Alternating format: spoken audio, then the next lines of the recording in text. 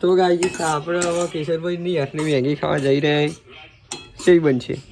test કરો ખાવા પડશે જો હારી ના બની તો પૈસા પાછા ના એને મતલબ ખાવો તો પૈસા મળશે ના ખાવો તો પૈસા મળશે આમાં બંને બાજુ લાભ જ છે પૈસા લેવા હોય કેટલી વાર લાગશે